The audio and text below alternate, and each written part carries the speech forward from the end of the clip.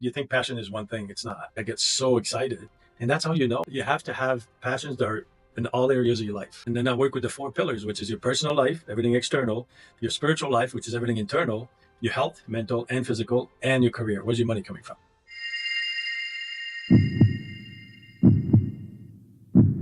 Welcome to the Hard Part. Today, I'm bringing in a life coach who has transformed the life's toughest chapters into wisdom. And now he's devoted to help others to find their passion. Welcome, Jean-Luc. How are your days doing? Good. I'm doing very, very well. Thanks for having me on your podcast. Before you start helping others with transforming their life and finding out their passion, may I know what's your life before and how's that finding out the power of words reshaping your life? Well, I don't think we'd have enough time here, but basically, when I was young, I was surrounded by some religious and spiritual people, from native to my grandmother was really Catholic. And then when I went to my 20s, I was married young and divorced young, and a lot of things happened to me. Business-wise, things didn't work out. So I turned to the spiritual, which I became a Reiki master. And then I started studying the managing your thoughts and power of the word. And those things saved my life. My late 20s, I was like really struggling at all the things that happened. And I kept learning. Being a French Canadian, for the Canadian, they know that Quebecers had bad tempers. And I was raised with my father. They were 9 brothers. They were tough guys.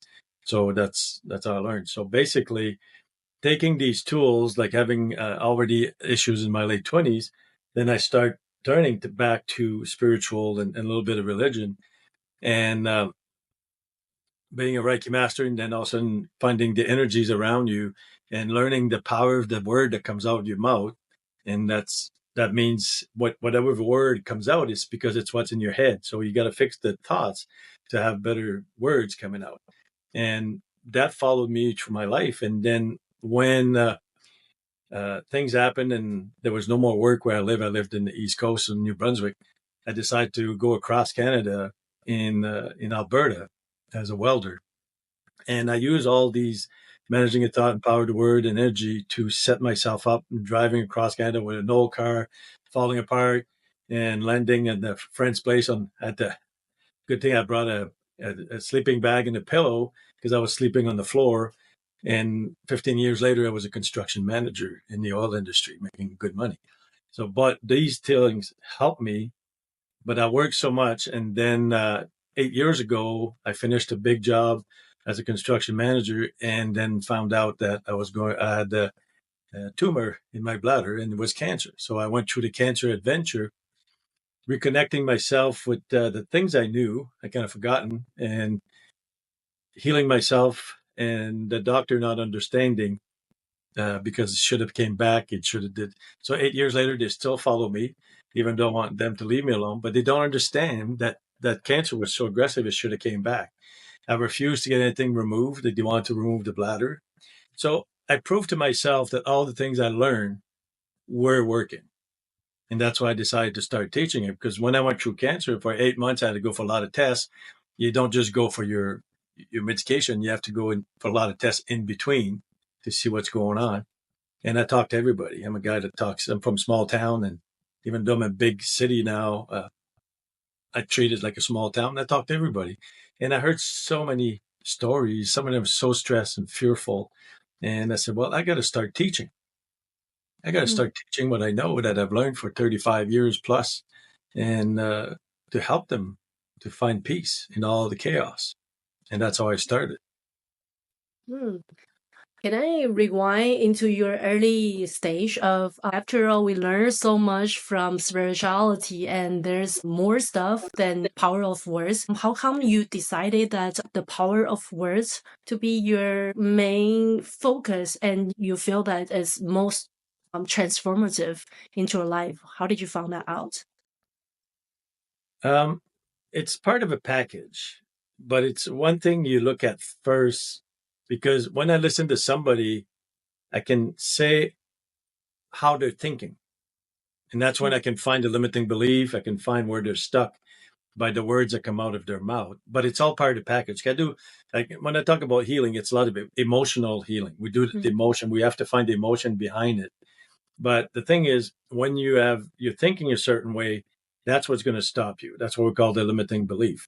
And when I work with somebody, it's the first thing I do. I listen. What are they saying? What words are they using? And that tells me a lot behind everything else. And that's why when I start working with my clients, I usually work with women over 40, and I work with some men. The first thing we look at is passion. What's your passion? What's the ones that don't belong to you? And that's how the words will tell me when they talk about something. If they light up and they start talking about it, then you know. And if they just talk about something and all of a sudden they go down, it's not theirs, right? So the words are such a great tool to start working on the package, because then you manage your thought, and then we got to regroup and then transform the way you think, like reprogram yourself. Like we're like a computer. So we have over 100,000 thoughts a day. 90% are the same as yesterday, and they'll be the same tomorrow. So it's like copy and paste your days, and then in 2 weeks you'll be the same thing as today, and then you expect something to change. It's the definition of insanity. And then 80 to 90% of them are negative. Oh, I can't do this, or I can't do that. Oh, this is going to happen if I do this, and the fear takes over. So we have to reprogram all this, and there's tools for that. So like power of the word is the first tool to understand how we think, because whatever comes out, that's what's going on. But then we have to go in and look at the way you're thinking, and how can the emotion behind any illness. I work for free with people that find out they have cancer or major illness. But this is so powerful, but you go with a lot of different tools. Like it's not a one thing fix all, right? You have to kind of wrap your mind about different things and try to understand as much as you can, and try them. Every time I work with somebody, I tell them, don't believe a word I tell you. Try it, experiment, and see what works for you. I'm curious about your experiments to yourself, because you mentioned earlier in your life that you overcame cancer and you use all that tool that you learned from early on to overcome your cancer, and from the power of words. How can you overcome your cancer from there? What did you do to discipline yourself, to heal yourself? Well, the thing is that, like I said, there's a lot of tools. There's not one. So basically, the first thing when you have illness, doesn't matter if it's a cancer or if it's a headache or if it's a throat or if it's a knee problem, you just, okay, why is this happening to me? Why did I attract it? What are the emotion behind it? And what can I do to fix it? So it doesn't matter if you just got a headache. It's like usually it's stress. I'm going to take a nap, or I'm going to take a meditation. Headache's going to go away because I've been stressed. So you start with the easy thing to understand. And I work with people my age that just don't believe in this. I said, well, do you believe? In the old days, a lot of people used to get ulcer when they get really, really stressed. But now there's more medication, so you don't hear more about it. Well, they say, yes. Well, it's the same thing. You start there. So the ulcer was created by emotion. You were too stressed and hard at work. So now we go that way. So now when you ask the question, why did I attract this? Then you're taking control of it. Okay, how can I fix it now? In my case, I'm a Reiki master, emotional healing. I had to go back to the emotion. Why did I attract this? So we have to work with this.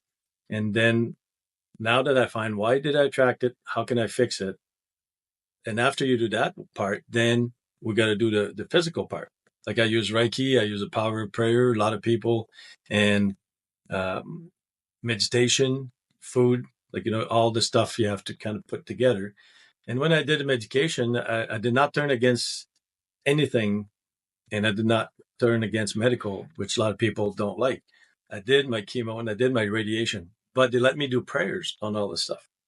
And I didn't lose my hair while I was doing chemo, and they didn't understand it because it was a hard. But the thing is, there's a lot to it. Mm-hmm. But when you start to trust in the process, then you start to do step by step. And come out at the end. It was not easy physically, don't get me wrong. Like I spent 8 months on the couch with my 2 dogs. But because I had dogs, I would walk and I would keep moving, even though then I'd be tired. Like this thing's like knocked me out. But I'd come home, I lay down, and then I would do a little walk with the dogs and rest again. So there was an 8 month of physical hardship, but because of the tools, it was not hard mentally.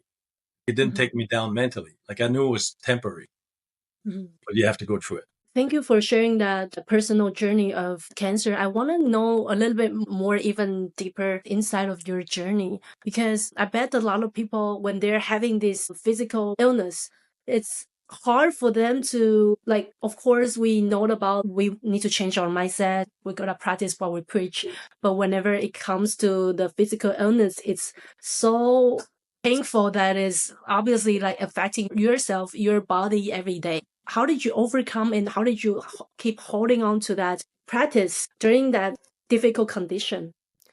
Well, the thing what I tell people is you have to remove the fear of death. That's the first thing. And because I do Akashic records and past life regression, I have no fear of death. And I was a death doula for a while. I help people cross over. And so you remove that fear, then all of a sudden it's like, okay, I'm going to heal or I'm going to die. So if I'm going to heal, I'm working on it. If I'm going to die, well, I'll be with all my friends. And I make a lot of jokes about different things. But the thing is, you have to do the work in trust. Like to me, I knew it was temporary. I was going through the process. I was doing Reiki. I was doing a lot of people helping me. I had a lot of people around me that were helping, like by energy healing and doing different things. And when you have a community that support you, it helps also. If you're by yourself, it's a lot harder, that's for sure. But you need people that can support you and understand the process. So to me, when I would go there, I understood all the steps. Like, the thing is that the drug has to destroy all the bad cell, but it destroys a bunch of good cell. So then you're going to get sick and you're going to get really, and then the good cell return. And the thing is the bad cell are not supposed to be returned. So when you start to really understand the process, okay, I'm going to go through this. I know I'm going to be sick. I'm going to be very tired, but then I get back to normal. And that's the thing, right? You have to understand where you're at and where you want to go. And that's when we come in and create a vision, like creating what's your passion? What is it that lights you up? Even though if you're going through this, you can't do them, but be aware of them and see you're going to do them again and have a vision for your future. And that's very important. Yeah. Thank you for sharing that. I definitely feel that it's not easy to overcome that situation in your life, especially like for me right now. I'm feeling a little bit of the weather. It's getting cooler in Vancouver. I'm just feeling, oh, my throat is kind of hurting right now. Why am I attracting that? Right? We get paranoid when we have any like little condition in our body. We have all these thoughts on like how do we attract that. But I bet a lot of audience they're listening to this they have the same situation from time to time as well. Can you share more on like what's your perspective on in terms of our health condition and our thoughts in our mind? What's the relation and how would you advise people to take a look on that? It's important to look at your emotions, right? So we know anger just drives you nuts. So you got your nervous system. And when I have books, I get a lot of people call me, it's like, can you look it up? What does that mean? I have this illness, I have this or this. A sore throat is easy. I work with chakras. So I know not everybody knows about the 7 chakras. And I taught about this and we did in-person events. And this is the throat chakra. And usually it's something that you can't say or don't want to say. And it's a creative, and now that you have a little bit of fear of the cold, there's maybe something you don't want to say, and then you'll start to feel a little tinkle. And it's important to understand the emotion behind anything.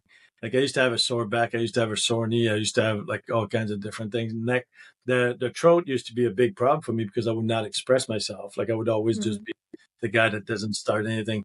And now it's gone. Every time I start to feel a thing, okay, what's going on? What is it I'm not saying? And you got to make sure that you say it properly. A lot of times somebody kind of pick on you and then you just want to lash out. You got to stop that. That's not helpful either. So you got to stop and say, okay, I need to say something to that person, but how do I do it? And a lot of time I'll spend the day thinking about it. It's like the old saying, send an email when you're mad, right? It's like same thing when you want to express. So we have our 7 chakras that we have to work and understand. Each one affects certain part.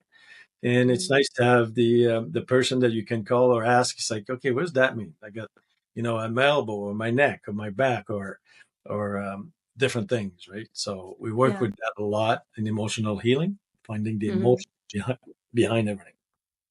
Is it even possible that we're just getting cold from the weather? No, there's always something.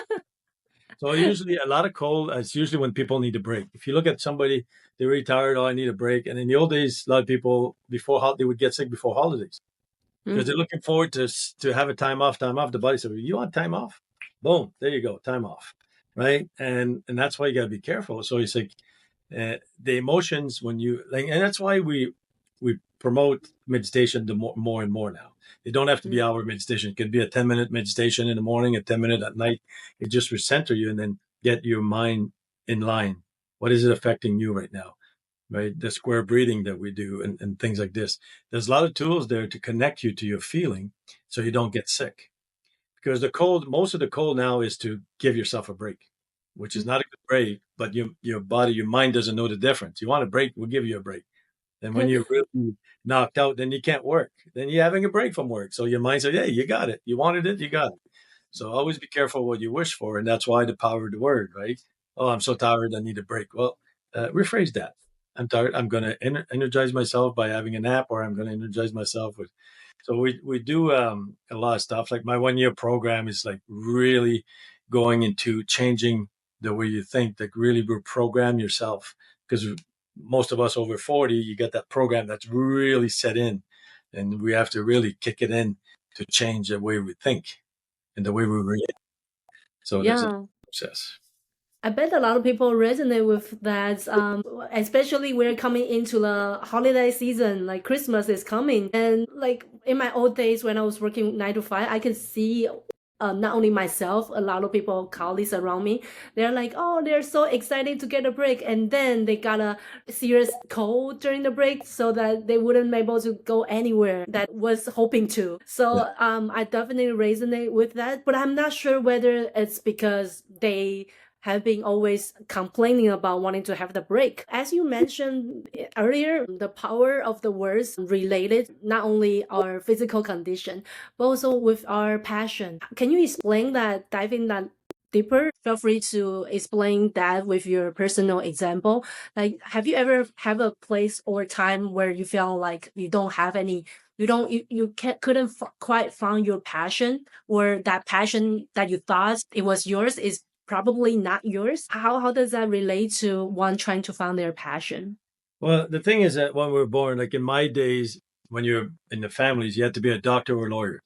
So some of them did. So when they hit 40, 50, like, I don't like being a doctor. I don't like being a lawyer.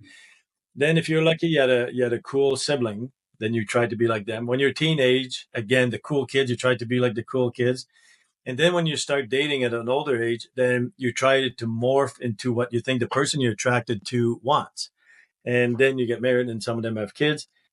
But a lot of them have stuck to you that are not yours. And that's the first thing I do when I start working with people. It's like, okay, and it's easy to find out because, well, the moms, for example, you have to wait till the kids.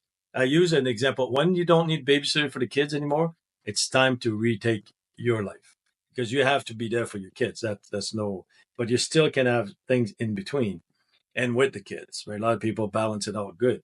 But then you guys say, okay, this doesn't belong to me and this belongs to me. And how you do that, it's easy. If I tell you we're going to go do an activity and you light up, that's yours. If I say, well, we're going to go watch a game of soccer and you just, then it's not yours. So and it's not always black and white. So that's why we do the work. We go back to when we were young. What is it you loved? And you let go because you got your partner, or you got kids or whatever. Usually in the 30s, you're busy with your career. You're busy finding a spot. You're busy with a lot of things. But then when this settled, then that's when you start questioning. Is that all there is? What does it mean to be me? And then we sort it out by finding a lot of things that you discovered during your life and things that you let go when you were young. Because when you were 5 to 8 years old, the things you want to do, there was no limit. You didn't know there was limit. And you were like, that's why we go back to that. And then we take it. And some people, like, for example, one of my friends, she loves to go camping, but only with her husband. Why? Because husband takes care of everything. She loves nature. She loves the lakes. She loves going for hikes, but she hates packing for camping. She hates doing all the stuff to camping. He loves it. Would she go with somebody else? No. So is that a full-on passion? It's what I call the gray area, because she loves parts of it, but she would not go because of all the front end and the back end. She would not. So it's never black and white when we do the work. And that's why you start to be able, when you know what you don't want in your life, you can start saying no. And that's when we start doing a vision. Like a lot of people say, how could I have a vision of a year or 5 years or 10 years of my life? I can't even plan next weekend. And I said, well, there are steps, right? And then I work with the 4 pillars, which is your personal life, everything external, your spiritual life, which is everything internal, your health, mental and physical, and your career. Where's your money coming from? And then we balance all that together. And then you never deviate from that after. Well, coming from an Asian background, I just want to share with you on that, because I bet a lot of audience on my channel, they are coming from Asian background. And to be honest, like in our background, our passion was never a thing to emphasize on, to be focused on. We need to think about like what to monetize. If we have that kind of passion, and the next thing I would have is another question from my parents telling me, okay, is your passion monetizing?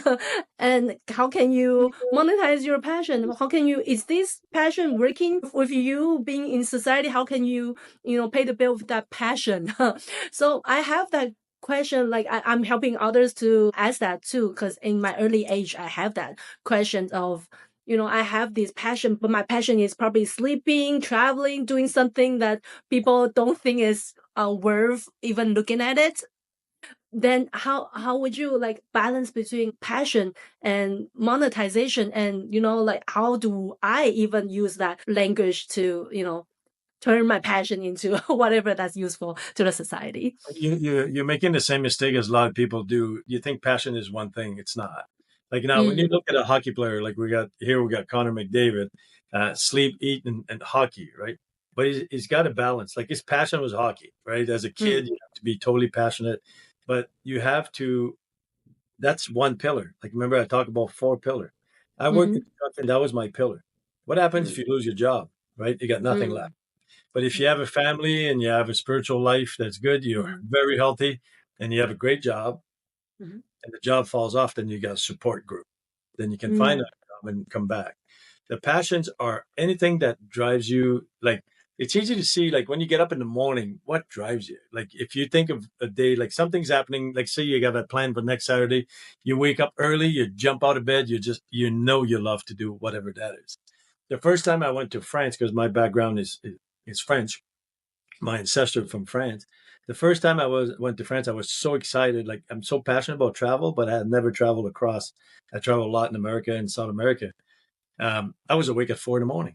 I had to wait for my girlfriend to wake up. Lucky for me, she was a morning person, and just go. Like we'd walk 10, 12 hours a day, and I was never get tired.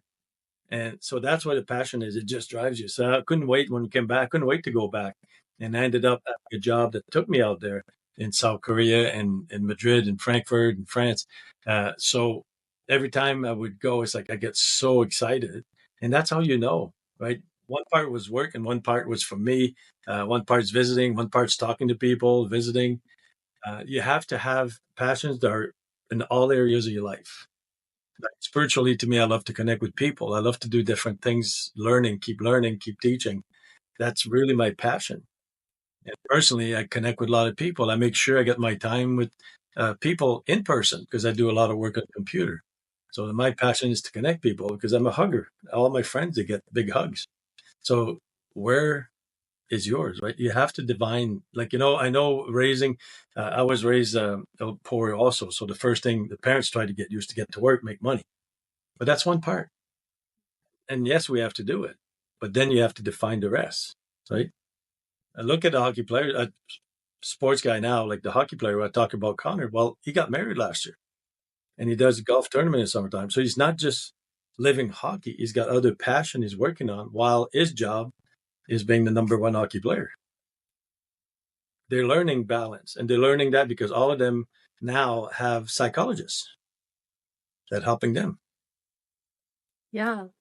Think about it, like passion can be so many ways that we don't have to limit ourselves in just one passion and stick that passion throughout our whole life. As you mentioned that I feel like defining the words that we're using is important.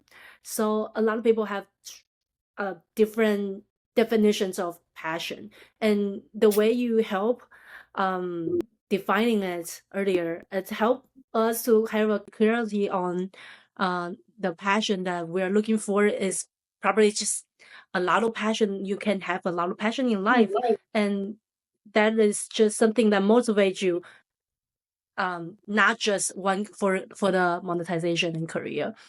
However, I noticed that when I was working and processing through my changing my belief and changing my perspective and changing my words when I was younger age, I would used to think about what I do not like. And then I realized that, oh, it's not really about what I think I do not like. It's about thinking what I like, and it's about turning that negative phase into positive one. How can I look at things in a positive way? Can you explain more on how can the power of words can actually be useful instead of fixing the service level? Because oftentimes we wanted to change the way we express things, but in fact our mind and all that concepts is still in a negative mindset. We're just trying to say the right words, right? How do you think that we can fix that, not just on the service level? Well, you got to go deep. Like it's one thing to say, okay, I like something, I don't like something. Okay, so now usually why you don't like something. There could be some emotion attached to this, which you have to release. And the thing is that we talk about a bit of sickness, attractive sickness is when you don't speak it, keep it in, and it festers, right? So like we have to make sure everything comes out. So if you don't like something, say, okay, I don't like this because whatever the reason is, there's a lot of things. I don't want that part of my life, but I like this. And a lot of time, especially when people are working in a bad environment, we try to switch things around and do some different work to make sure that they don't get sick because they have a bad boss or bad.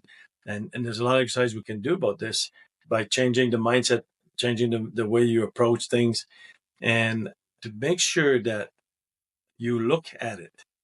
Like not just talk about it. That talk about it doesn't do anything. It's all the emotions that go in. There's an emotion behind everything you do, everything you look at. If you don't like it, find why you don't like it, and it's either be removed from your life. And the thing is, when you start changing a mindset, if you're a negative person, all of a sudden you start to be positive and you look at things different. There's a lot of people around you that will not like that, because usually we're birds of feathers where we stick together. And then the best example, but if you stop drinking, like you go in the bar and you're drinking, you got all your drinking buddy. If one day you stop drinking, you lose all those buddies. But it's the same when your mindset starts to change and you start to go to a more fulfilling life, more spiritual life, or more successful life.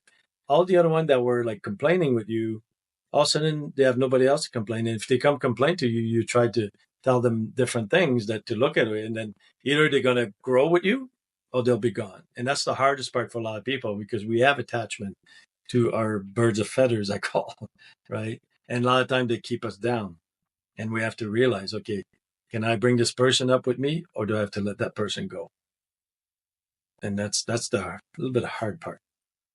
Yeah, I bet like people who are walking on a spiritual journey, we often have times where we have to detach from a lot of old stuff. As we go into more and more, we'll feel like we're just getting a lot of old things away. It can feel lonely and at times, but I feel like there's a balance between that. Like there are just some people we just cannot get rid of, right? Like our parents or the husband, that whether we are helping each other out or we just need to get rid of it. A lot of people, like oftentimes I observe my friend, they would just wanting to get rid of them. Is there a balance between like getting rid of like once you step into spirituality, you change all the mindset, but your surroundings, they're still all the same, but it's not quite like black and white, whether we get rid of them or we like change them forever. How would you navigate that? The thing is, when you start building a different community, like I have a real spiritual community, like we had a big party, so we got 115 of us, and they're all in the same mindset. They all like positive thinking and growing and working on themselves. They're not perfect. Don't get me wrong. They're not still struggling. They still have issues. But the thing is, they're aware that they need to keep working. And then when you start having these people, this community where you meet these people, then all of a sudden the people that don't want nothing to do with this, it kind of when you sit with them, it's like kind of, okay, what are you complaining about? Now, then you start to be attracted to somebody else that was positive, that had a great message for you, or would help you with something. And then in turn, your mind, your thoughts are more positive, more constructive. That's the word I like to use more. And then you start to be attracted to this. So now you create a different community, and then people fall off that don't want to follow. And that's very important, like to have those people. So to me, I try to meet with them almost every weekend with one or two or more. But now at Christmas time, we had a big gala, and then we have another event, which would be 100, probably another 80 people to 100 people this weekend. It's a raise money thing. It's that same kind of group of different people. It's a big community. So you have to find community that will serve you, you will learn things. Some people will fit with you, some won't. You just got to be out there and start to meet different people, like opened up. I remember that you mentioned earlier that you are French. Your first language is not English. Yeah. And since you and I, our first language are not English at all, but we're right now talking about the powers of words, right? A lot of times the same words can be having different meaning to us. For instance, karma.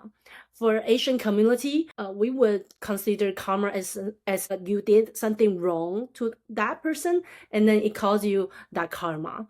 But then after I interviewing with different people, and I realized that, wow, there are actually meaning to different community, like karma itself can be as just a cause and effect. So that one thing, that one word could cause different thoughts and related to that, just one particular word. And so when you're working with people who are not speaking English as native language, how would you help them to navigate how to work with that power of words? Yeah, so it's easy. So when we do the class, there'll be things, and then I always tell them, if there's a word that you don't understand or doesn't resonate the way I'm explaining it, let me know.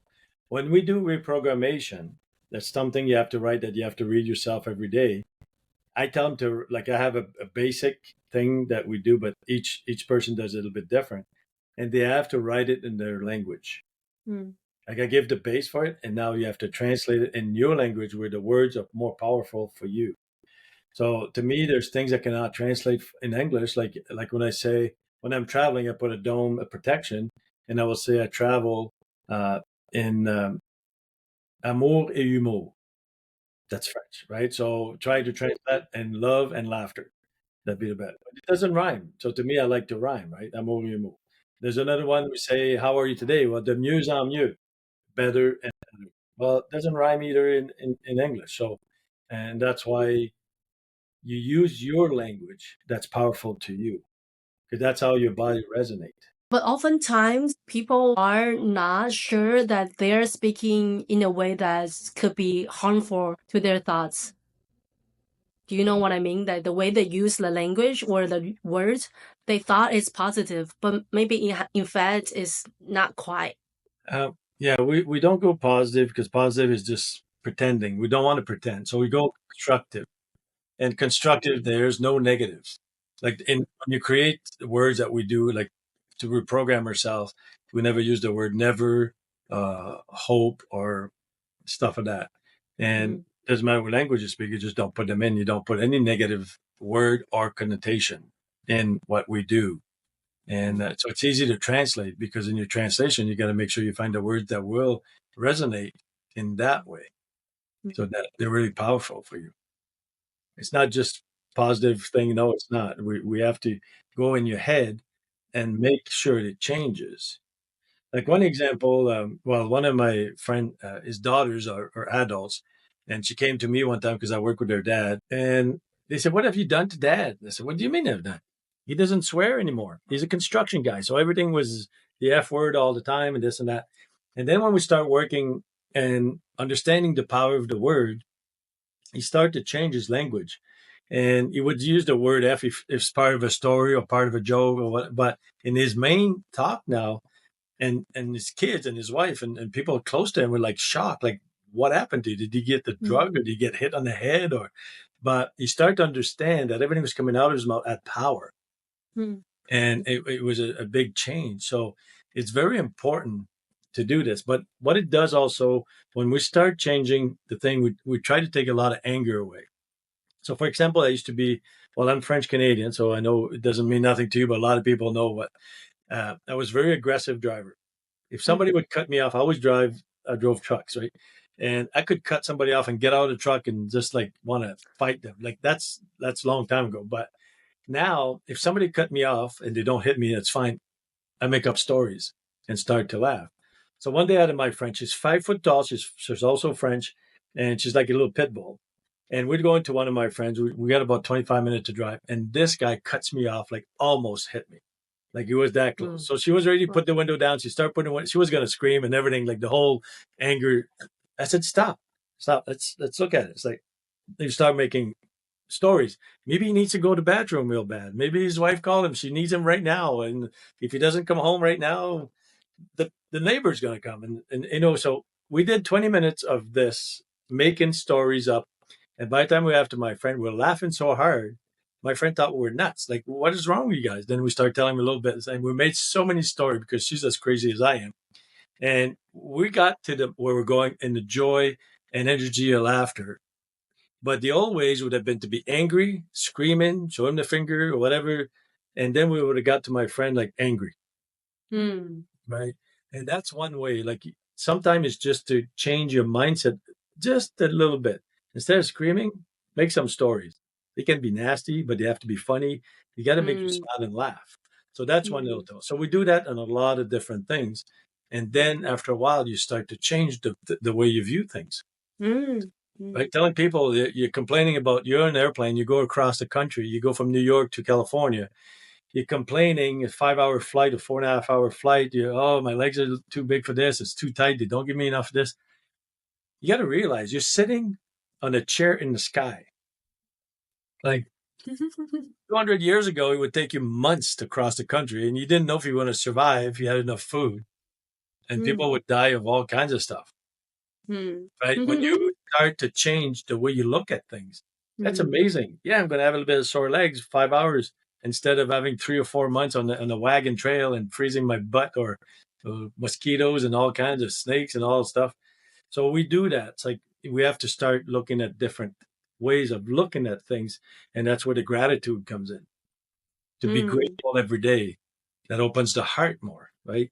To bring open our heart and bring gratitude about everything. Yeah. And then when you're so used to complaining, that's all you see is the complaining. I love the example that you just shared. It helps me to understand more even on the daily basis. I'm sure that a lot of people want to apply those concepts into daily basis to actually change their life.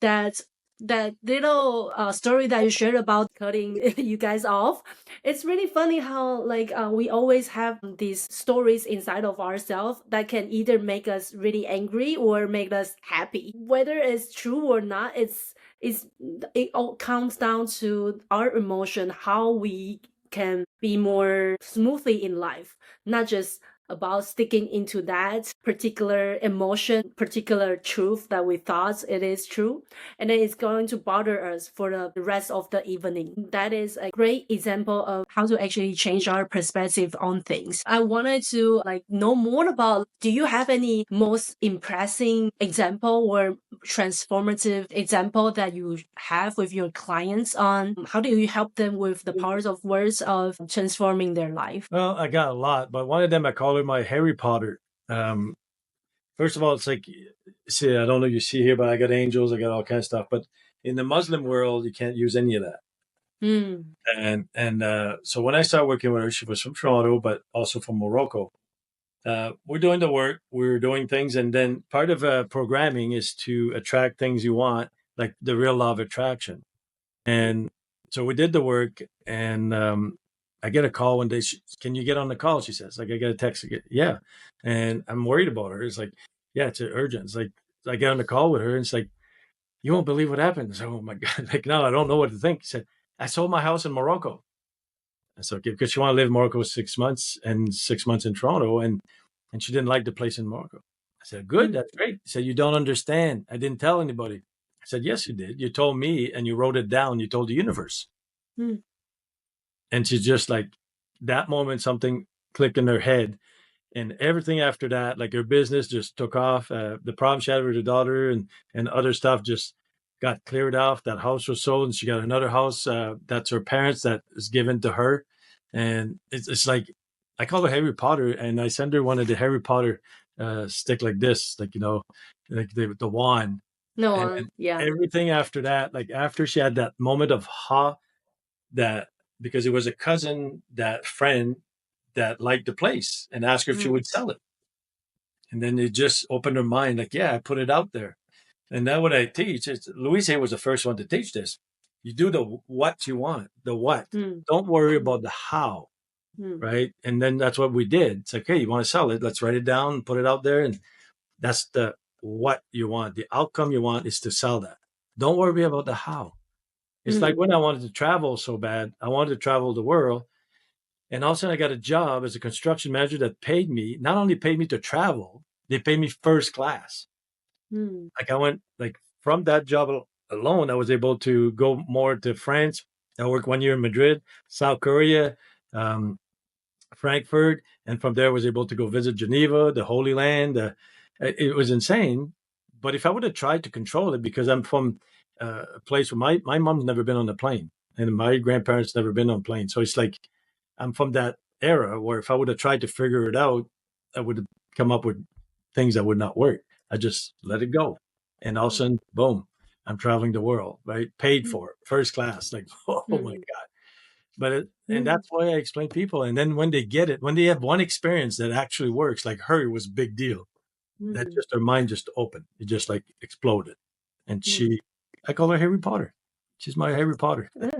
That's amazing. But I do have a question in regarding to that too, because a lot of time people will say for instance, people want to have money to travel, to just like you wanted to do the first class travel, right? But people would write it down, but for some reason it's not working for them. It's not that they are trying to control how to make it work. It's just that it won't happen for them. And then we realize that, oh my God, it's actually there's something blocking the limited belief that makes them not be able to have the whatever thing that they want, that they think they want. Do you ever have that case before? And then how did you solve it? So the thing is, law of attraction has been taught the wrong way a lot. And that's why when I go through it, we do a lot of different exercises to understand how you do it. For a long, long time ago, they used to say, oh, you got to be positive. You got to have positive word. Well, they don't do nothing, right? If you every day say, oh, I'm happy. And now inside you're just like, no, we don't do that. We have to do constructive. We have to go inside, find the emotion, pull them out, and deal with all this stuff, right? So to me, if you're a traveler, you want to travel, okay, let's deal with it. Let's find out what's stopping it. Why? Where do you want to go here? Why do you want to go there? What's the emotion behind it? What's stopping you right now? What's the feeling? There's a lot to it than just what the media, like, because YouTube's got a lot of stuff. Say, oh yeah, just say this or say that. Guess what? It does not work. There is step by step to be done, and you need to be working with people that can teach it properly. And then things happen that they're incredible. And people learn to trust when you don't get what you want. There's a reason. That's why when we do vision, I do it like I start with 1 year vision, 5 years, and usually end up with a 10-year vision. And I always tell them, because it's the what you want, not the how. So it's in Jello. We don't create it in concrete. We create it in Jello. So it can malleable, right? You can move it a bit, but it's going to be pretty close. Don't worry about the how, just worry about the what. And then when we plan the trip, it's never a straight line. You're going to have detours. You're going to have things that are going to happen, but enjoy the trip, not just the destination. And that's what they learn. That's good. That's good. And I've noticed that you also do energy work, such as like working on chakra and with the spiritual guides too. And do you integrate that into the parts of words when you're working with client? If so, and how do you usually do it? It's all a mixed bag. So whatever they open for, so because I'm from the corporate world also, so if somebody doesn't have that spiritual thing, I stay away from it. I just bring it as as long as they're comfortable. But then I have a client, they really want to know everything. So I'll do a session with past life. I will do a session, Reiki session. I will do different things. I learned a lot in almost 40 years now. That tells us the age a bit, but I use everything. We have to have a toolkit, and then everybody's different. Everybody needs something different. And I know about all the religion. Like I work with Muslims, I work with Jewish and Buddhist and Christian, and then learn a lot about a different modality. Like I'm a Reiki master, and I know a lot about different things. And I teach them, and I teach all the different ones how to protect yourself. And people take what they want or what they need or what resonates with them. And I always tell them, try it. Don't like it, leave it. And that's what we do. So it's very, very powerful depending where they're at and how far they want to go. How would you help them, for instance, like if they do want to experience energy work, trying to find their passion as well, using that energy work? How do you bring your toolkit all together with the powers of words? Like I said, the power is just the one tool, right? It's a big, big toolbox. And when you do Reiki, so you can do Reiki at distance if it's not in person, and they'll feel it. And the past life regression, I do a meditation, or I can do Akashic Records reading, and then they'll have a feeling of what it means to go back in past life. Sometimes they don't believe any of this, it's fine. It can be an experiment, or if you don't want to do it, it's fine. And then we do different things. There's a wheel of life that I use that we use that's supposed to be done every 3 months to see where your life is at in 10 different areas. And in 3 months, we can look at it again and see what has changed. It's just, there's so many different tools that I can use that I've learned over the years that work for me, that I share them. I share everything. Yeah. Is there any experience that you feel like it's most transformative to your clients when you're working on energy work as well? Well, I've been through a lot. So like cancer, I had to go to the higher level to make sure the healing happens. So I worked with a lot of people on that level and healing. When I work with dying people to help them cross over, a death doula, that was very, very powerful. To see the peace that comes and be part of that. Yeah, there's so many things. I wouldn't know where to start. There's so much. Yeah, but I never hear anyone talk about death doula. Can you explain that more, and what do you do on that? Well, the full death doula works with people that are dying, like in hospice, and they also know all about the preparation for the funeral. Like a full-on, we'll do everything with the family. To me, I was more with the person alone and having talk and connecting with them at a level where I could help them cross over and cross with them. And that was always hard on my body to do that because not a lot of people can do that. But the thing is, when you can bring them peace before you die, when the family's there, that's the power of it. And then the people there, it helps with the grief to see how peaceful the transition is. Because that's the soul goes back to where we're from. And if you don't have a belief system, it's very hard. And that's why a lot of people don't have a belief system and they find death like totally distraught, right? People that the person passed away 2 years ago and they still cry like they just died 2 minutes ago. I say, okay, I know they don't have a belief system. But the thing came to me when my grandmother, having 14 kids and being the one that would take care of the whole town, like where they live was outside town, like rural roads and farmers and stuff. And she was the healer, and she understood death. And that's what I learned from her. She helped everybody with everything. My great grandfather died in her house. She took care of him until the day he died. And I was there when I was probably 3 or 4 years old. So I learned from her that part, and I learned more. But if you don't have any base for understanding this, then you either have to do some work or I don't know what else you can do to understand that we're here temporary. We're here to learn things, and we go back, and then we'll be back. Yeah, recently I have one of the friends. She was clairvoyant when she was born as well. Recently, I heard that her mom passed away. Before her mom passed away, and she went to hospital and all that, right? In a way, I can sense that the way she shared with me, she can understand and knows that eventually it's like soul going back to source. She understands that in a higher level, but as a human, she still feels that emotion as well. I bet a lot of people who are listening to the podcast, they already had some sort of understanding and some sort of getting in touch with spirituality in this way. And how would you advise them to, as your profession, as the way, how would you, yeah. Like you just hit on the nail right there. We are in a physical body. We are embodied, and the death. There's a grief process. The difference when you're very spiritual, you understand what they are stuff. Your grief will go faster. Like you'll start feeling their presence because we're all connected. And the thing is, instead of having a grief for 10 years where you can't recover, within 6 months you'll feel better, and then within a year you'll be good. And it's not about forgetting the person. It's about knowing what they are and feeling their presence. And now you're connected in a different way. It helps you have to live the grief. And one thing we do with emotion, you never push them down. If you cry for 2 months, you cry for 2 months. Right? If you need to scream, you scream. And that's what we teach. Never push the emotion down. So when you need help in the grieving process, you always need help. If you're a strong spiritual person, you still need help. You still people to help you and support you. But because you're able to go to the grief a little bit faster than somebody that has no belief system. Like I said, I met some people that just like in grief total for 2 years, 3 years, 4 years later is like, okay, you have a problem, right?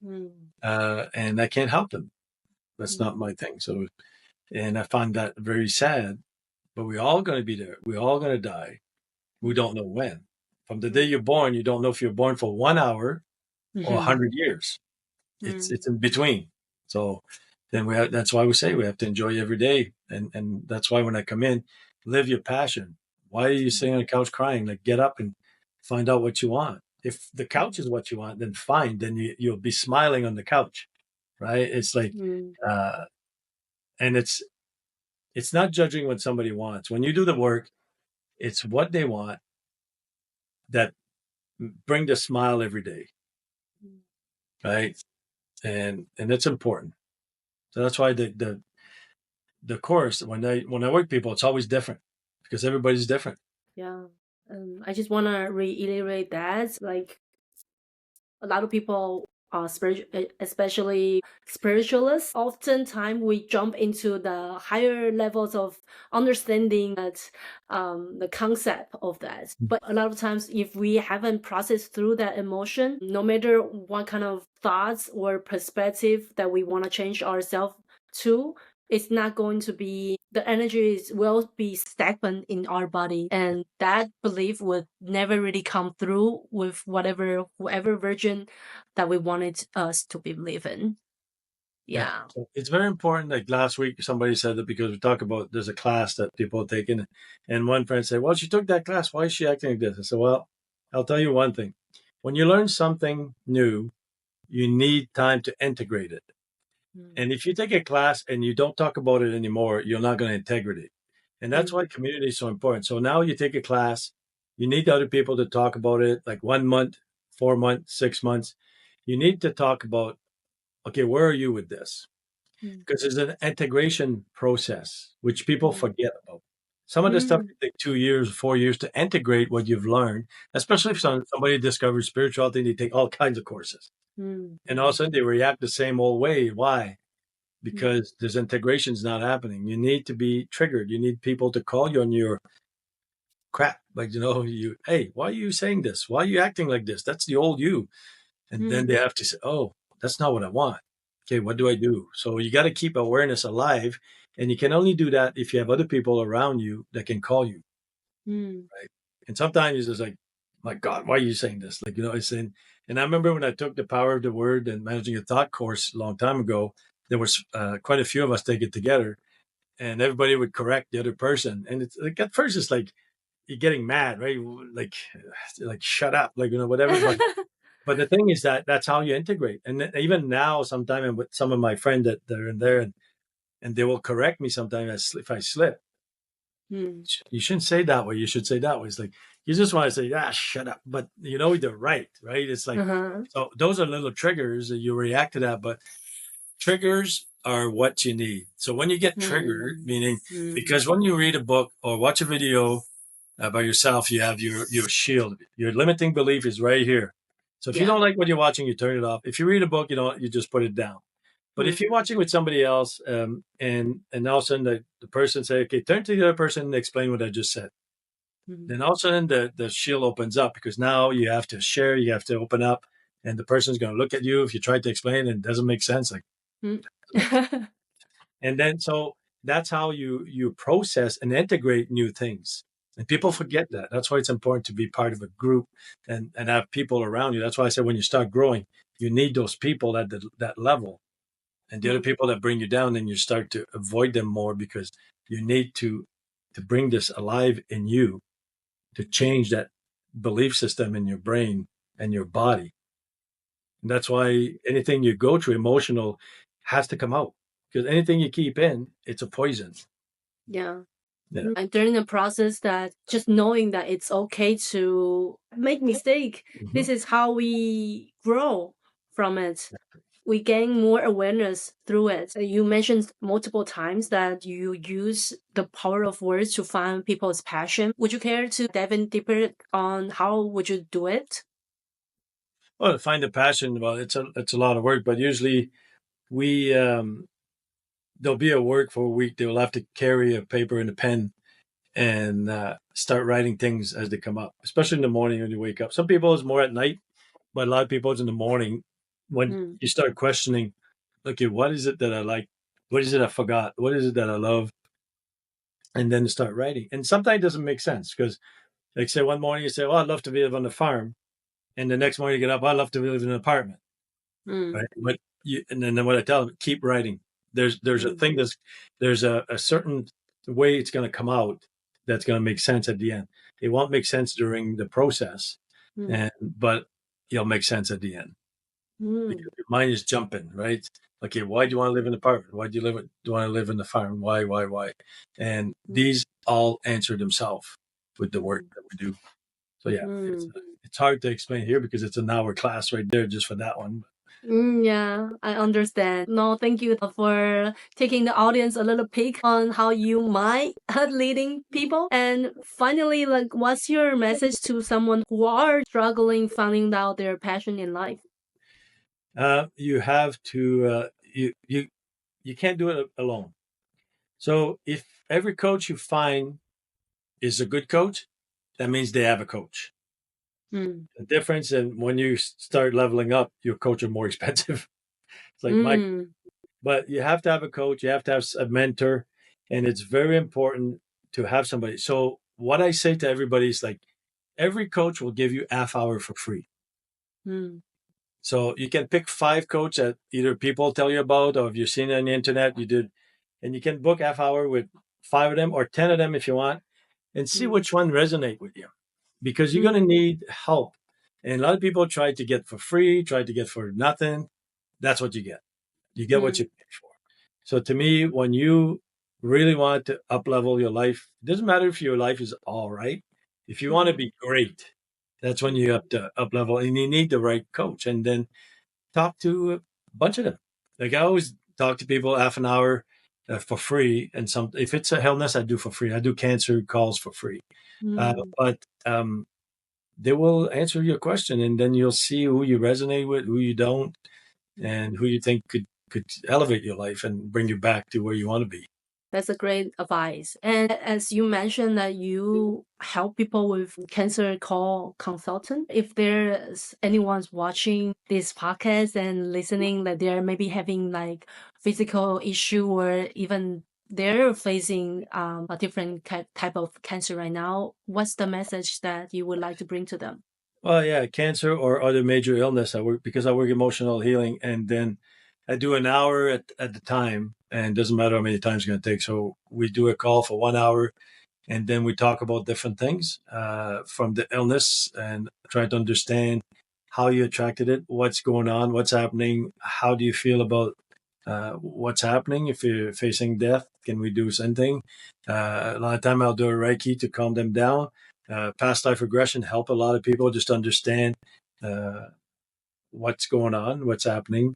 And there's a lot, like I've done a lot, and I love doing these because I always find something that really connects to them, to what they're going through. And having been through cancer myself and facing all the different things, and there's a part of it that I was really sick. And I understand when you get to that part, even though you got a strong mind, you still got fear. And to me, I think any man would like men when they're sick, they want their mommy.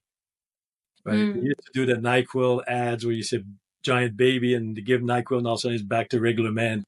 And one of them was the guy is sick, his wife walked by, I want my mommy. And that's the thing. Like to me, I feared the pain, I feared needles, and after 8 months, it was gone. It's like, oh my God, there's been so much pain and so many needles. And if I would have been a cartoon character, I would have been water going everywhere when you drink water. But yeah, so it's an hour at a time, and it's very powerful to have somebody to share what you're going through. And I understand a lot of it, not all of it, but quite a bit. It's a lot of compassion for it. Is there a message that you would like to talk to them right now? If just imagine I'm that person. Hopefully, thank God I'm not. So men need everything too. They need to sort out the stuff. I was a guy that had a lot of anger, growing up with anger, and now it's pretty hard to get me angry now. It's like everything is pretty smooth. But you need to learn. You need the help. And men think they can do by themselves, and you can't. You need help all the time. Mentor, coach, doesn't matter. You need help. People that call on your crap. It's like when you're saying things, they know you're lying. They say, yeah. So that's the message for the men. Oh, thank you. Wow. Of course, I wanna ask you about like what are you currently offering and that you would like to bring attention to everyone? Well, yeah, I got 8-week classes that now I'm offering, but I don't know when you're gonna air this. So they just got to go to my website is easy. It's my name, jeanlucallaire.com, and they can see what's going on right now. There's gifts. There's a 20 pages gift that I give all the time. That is very nice because they just print this. I made 20 different pictures of daily things you can do every day, right? From meditation, lights and candles, creative activities, and social media breaks. So yeah, it's going backward here. But this, they can download this. I can put the link if you want. And yeah, I will put the link down below in the description. Yeah, good. And then they can reach out. I got a newsletter every 2 weeks. That's very nice. But then there's always something happening. I got a couple of, I try to do every month, a couple of workshops. I explain a bit more about this, and I got an 8-week class. And the 1-year program will start again at the end of January. I can't remember exactly. And those are very powerful. Cool. And I will again put the link to your website down below at the description. And I have several ending questions before we end. So is there one thing that if you can go back in time, what would you say to little Jean-Luc?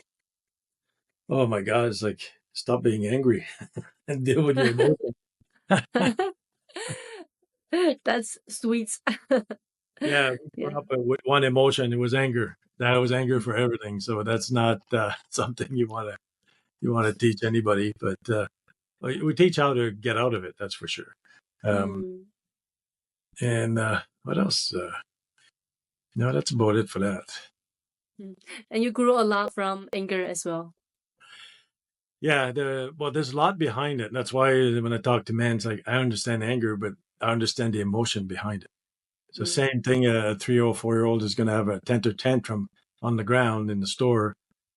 It's the same emotion for a man. Like, the power of powerless. You're powerless, and that's what creates this. So, yeah, I love doing that work and finding the answers and see the light come on in their eyes. That's amazing. Thank you for sharing. And what is that one thing you can suggest anyone to create mind and heart coherence? First of all, you can't do it on your own. I'll say that again. Talk to 10 different coaches if you have to. Like you say, the ones that don't give 30 minutes free, don't talk to them. Everybody's going to give you a free time just to get to know you and you get to know them. Mm-hmm. And some of them will say, no, I don't want to work with you. So it's got to go both ways. Mm-hmm. And that's the way to do it because, again, you can't do it by yourself. Mm-hmm. And I've seen it too many times. People, I watch a video or I read the book. Not the same. Mm-hmm. Because like I say, if you don't like something, you just push it aside. Mm-hmm. When you have a coach, he'll push you and you'll tell him to whatever. You'll be mad, but you'll come back and then figure it out. Why did you get mad? Well, this is what's going on. So the triggers are the gift. And that's what we got to keep looking at. Thank you so much, Jean-Luc, for today's sharing. And it was lovely. And thank you for sharing your personal experience and your client's personal experience with us too. So until next time, thank you today. Thank you very much. Thank you.